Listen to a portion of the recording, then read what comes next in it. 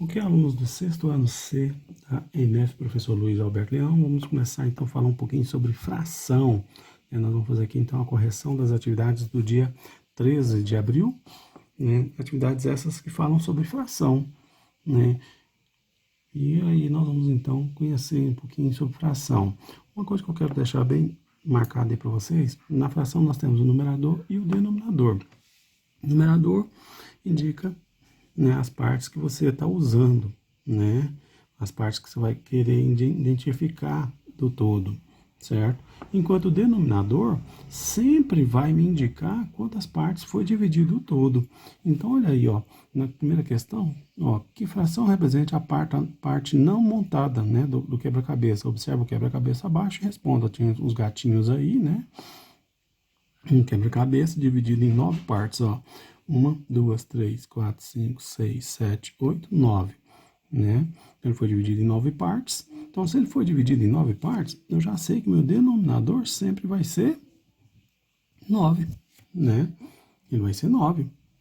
E ele quer as partes não montadas, que está faltando. Faltando aqui 3 partes. Então, 3 nonos. Tá aí a fração, né? 3 nonos.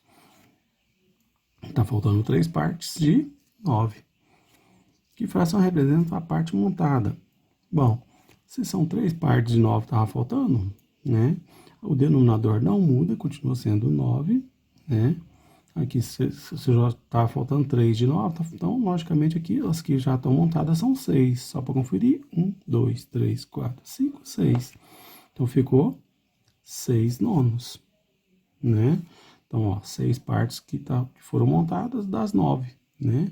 Então, o denominador sempre vai nos indicar a parte que foi, a quantidade que foi dividido o todo. O todo foi dividido em 9 partes, então o denominador está aí.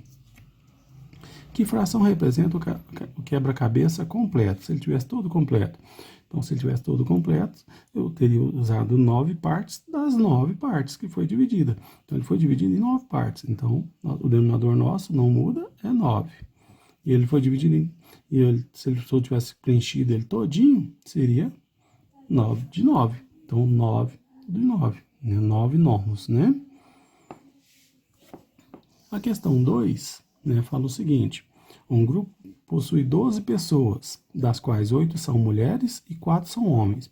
Indique a fração do total de pessoas e o número de homens representa. Faça o mesmo com o grupo de mulheres. Então, ó, quantas pessoas tem lá? 12. Então, a parte dividida lá, 12. Onde 8 são mulheres e 4 são homens. Então, a fração que representa as mulheres,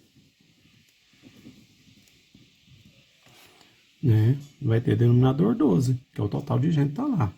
A quantidade de partes que foi dividida. Dessas 12, quantas são mulheres? 8. Então, tá aqui, ó.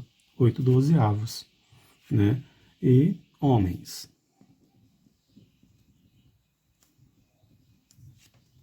Continua 12 pessoas. Só que agora dessas 12 pessoas 4 são homens. Aí, ó, 4 dozeavos. Então, 8 dozeavos representa a fração das mulheres. E 4 dozeavos representa a fração dos homens, né? Então, tá aí, então, né? A número 2. A número 3, estilo a número 1 lá, ó. Ele quer qual fração representa a parte pintada do desenho abaixo. Então, aqui eu tenho um desenho, aqui um retângulo, que foi dividido, ó. 1, 2, 3, 4, 5. 1, 2, 3. 3 vezes 5, 15. Ele foi dividido em 15 partes. Se ele for dividido em 15 partes, o meu denominador vai ser 15. Né? E quantas partes foram coloridas? 1, 2, 3, 4, 5, 6, 7 partes. Então, no caso, colorido, temos 7 quinzeavos, ou seja, foram coloridos 7 de 15. Né? 7 quinzeavos. A letra B, aqui na letra B, nós temos aqui um círculo, né? Um círculo, onde pintaram a metade e deixaram a outra. Ele foi dividido em quantas partes? Em 2 partes. Então, o denominador é 2. Pintaram quantas? 1. Então, nós temos 1/2, né? 1/2 representa, então, aqui a fração pintada. Ok? Lembrando sempre, então, o denominador indica quantas partes o todo foi dividido. Aqui ele foi dividido em 2, então o denominador foi 2. Aqui ele foi dividido em 15, então o denominador foi 15. Aqui ele foi dividido, ó, dividiria em 12 pessoas, então o denominador é 12.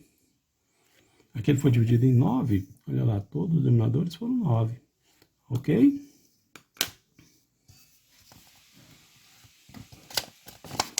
Essa foi a nossa correção, aí então, né? Aí